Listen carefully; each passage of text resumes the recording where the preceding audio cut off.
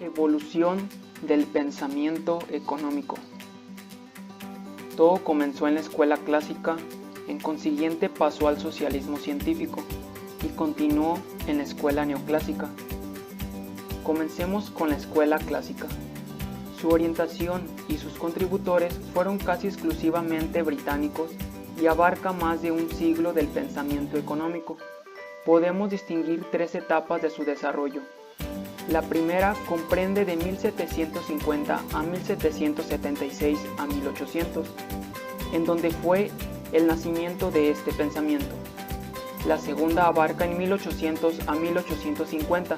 Aquí se habla cuando es el enfoque del dominante y rector del pensamiento económico de la época. Y finalmente, la tercera etapa abarca en 1850 a 1870, época que comprende su estancamiento y declive. Ahora pasemos con la concepción general.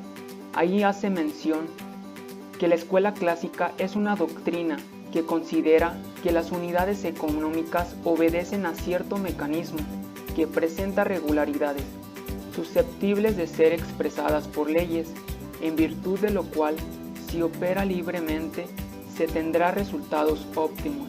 Además, sostiene que existe una solución armónica para los procesos económicos y tiene como característica fundamental la preocupación por el crecimiento. Ahora pasemos a las ideas fundamentales de la escuela clásica. Como número 1, tenemos que su investigación estaba encaminada a descubrir leyes económicas. Como número 2, tenemos que favorecieron la libertad económica y política. Y por último, se preocuparon por el crecimiento económico. Ahora hablemos de los principales representantes de la escuela clásica, ya que en el grupo de pensadores clásicos es muy vasto. Han sido divididos en tres grupos con el fin de entender el desarrollo de esta corriente de pensamiento y la contribución que hicieron a la misma.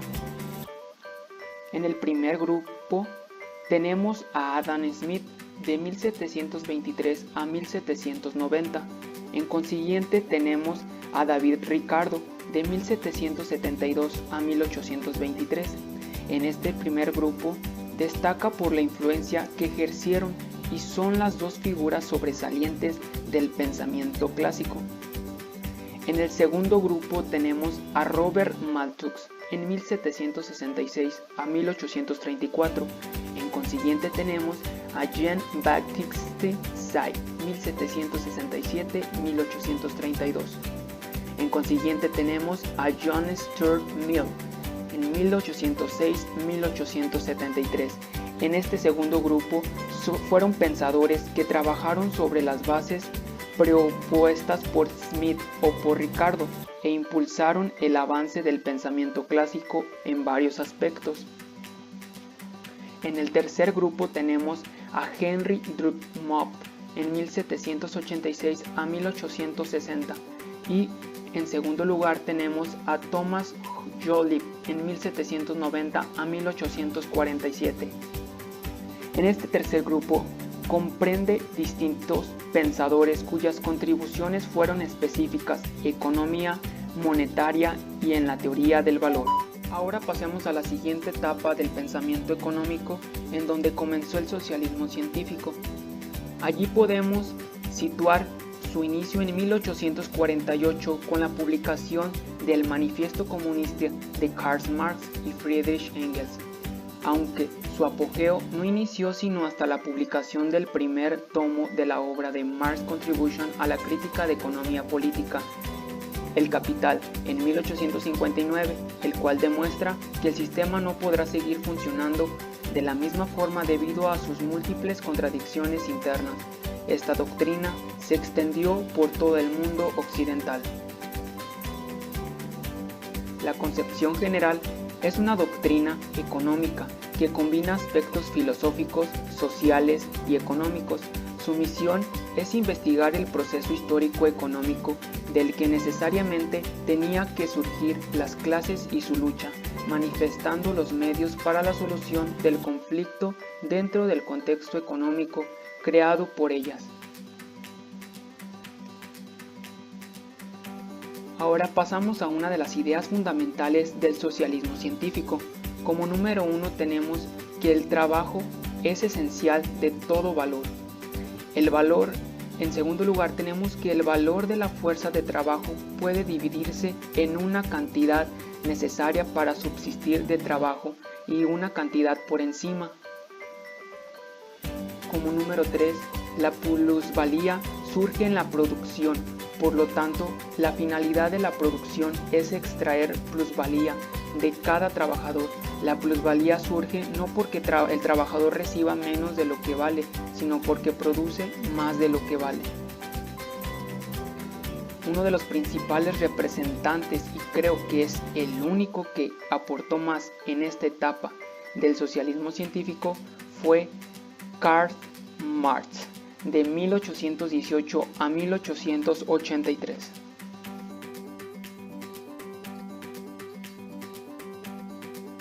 Ahora pasamos a la última etapa del pensamiento económico, en la cual se hace mención la escuela neoclásica.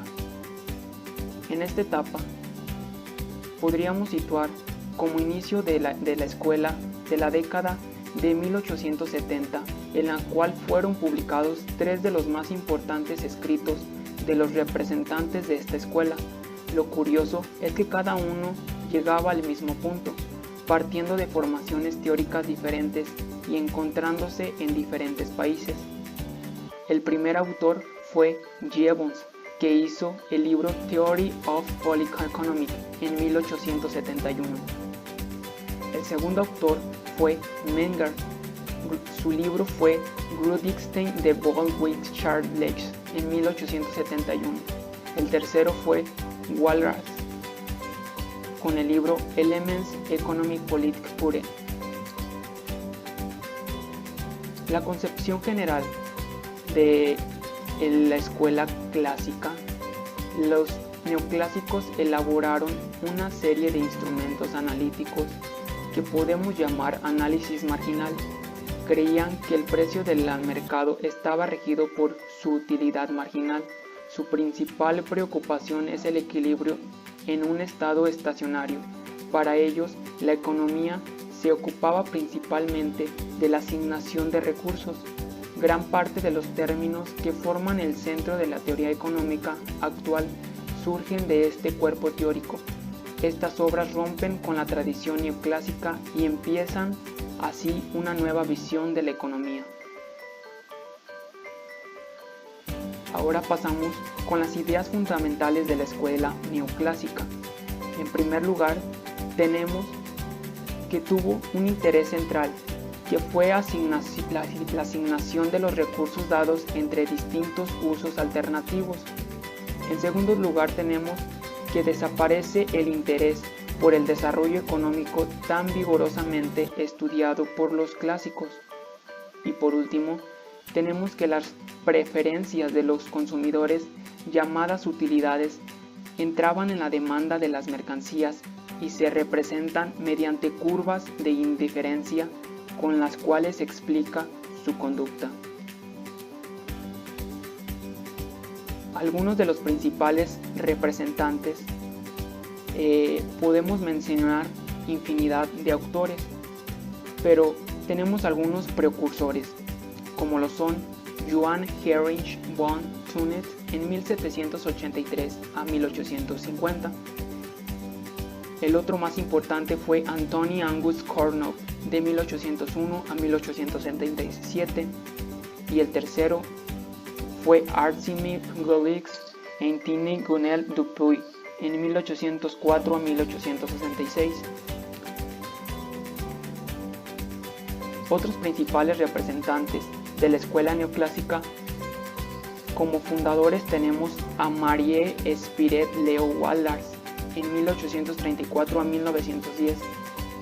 En consiguiente tenemos a William Stanley Jevons en 1835 a 1882, Y por último tenemos a Carl Menger en 1840 a 1921. Iniciemos con Murray.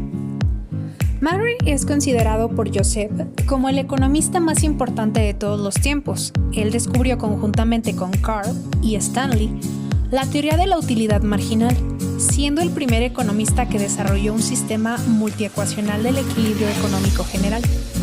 Al asumir la cátedra de Lausanne, se concentró en temas de economía pura y dictó cursos de matemáticas. Los resultados fueron incorporados a los Elements, que a través del tiempo se transformaron en una versión crecientemente sofisticada de su modelo de equilibrio general. Entre sus principales contribuciones, él considera que el precio es la variable de ajuste del mercado cuando éste se encuentra en desequilibrio. Introdujo conceptos expresados en símbolos, la solución a todo problema a través del mecanismo de la competencia. Su ley se basa en que el exceso de demanda de cualquier bien depende de la suma de excesos de demanda de los demás bienes, es decir, la demanda de un bien está relacionada funcionalmente con los precios y dotaciones iniciales con los que se enfrenta el individuo. Dados los gustos del individuo y la restricción de la renta, los excesos de demanda y oferta de todos los bienes es cero. Para que los excesos de demanda fueran cero, era necesario que maximizara la satisfacción de los individuos, lo cual se logra gracias al intercambio. En el ámbito macroeconómico, su ley ha sido muy utilizada en una economía con tres sectores. Con solo analizar dos, podemos decir si se encuentran en equilibrio. Seguimos con William. William Stanley fue un economista y lógico inglés, conocido por ser pionero de la revolución marginalista y por el uso que hizo del cálculo diferencial en la ciencia económica. Sus principales contribuciones es que distinguió a los agentes económicos como aquellos individuos que, basándose en el cálculo racional, tratan de maximizar su beneficio al menor costo posible. Para él, el estado natural de la economía de mercado es la armonía y no el conflicto de clases. Su ley se trata de que el grado de utilidad de una mercancía varía con la cantidad que se posee de dicha mercancía y va disminuyendo a medida que aumenta la cantidad de la misma. Analizó formalmente la utilidad, con lo que distinguió entre utilidad total y utilidad marginal. Su ley de indiferencia en cualquier mercado libre y abierto, en cualquier momento, no puede haber más de un precio para la misma mercancía. A la posteridad, de lo que le daría fama mundial sería su abordaje matemático de la teoría económica, en particular el uso del cálculo diferencial para tratar las cuestiones de la riqueza, el valor, la utilidad, la oferta, la demanda y el intercambio. En la teoría de Gibbons, el trabajo produce una desutilidad marginal, por lo que el trabajador dejará de trabajar cuando la desutilidad del trabajo sea equivalente a la utilidad marginal del salario. Finalizamos con Karl. Karl fue un economista austriaco considerado junto a Gibbons y Leon Warlas como uno de los fundadores del marginalismo y de la teoría de la utilidad. También fue fundador de la escuela austriaca, donde sus principales seguidores, Guesser y Bohm, fueron sus discípulos. En su obra Principale, Principles of Economics, Principios de Economía, de 1871, Menger consideró incorrecta y atacó la teoría laboral del valor, expresando su opinión de que el factor determinado del valor de un bien no es la cantidad de trabajo ni otros bienes necesarios para producirlo, sino la importancia que le damos a la satisfacción que creemos que puede ofrecernos. Sus principales contribuciones fue que distinguió los bienes de cosas útiles y los clasificó según su consumo final. Los bienes de orden superior son aquellos que se destinan a la producción de otros bienes. Los bienes de primer orden son aquellos directamente dedicados al consumo. Distinguió los bienes económicos de los no económicos. Los bienes económicos son aquellos para los que la necesidad es mayor que la oferta disponible. Los bienes no económicos son aquellos cuya oferta supera las necesidades. Fue uno de los primeros en discutir el principio de equimarginalidad. Analizó los efectos de la competencia y el monopolio con relación al precio. determinó lo que hoy conocemos como costo de oportunidad, diciendo que es el costo determinado por el sacrificio de la utilidad de aquellos otros bienes que se podrían haber obtenido con los recursos destinados a obtener el bien en cuestión. Esto permitió que la economía se desarrollara a un ritmo mucho más rápido y proporcionó la base de cómo se estudia e investiga la economía en la actualidad.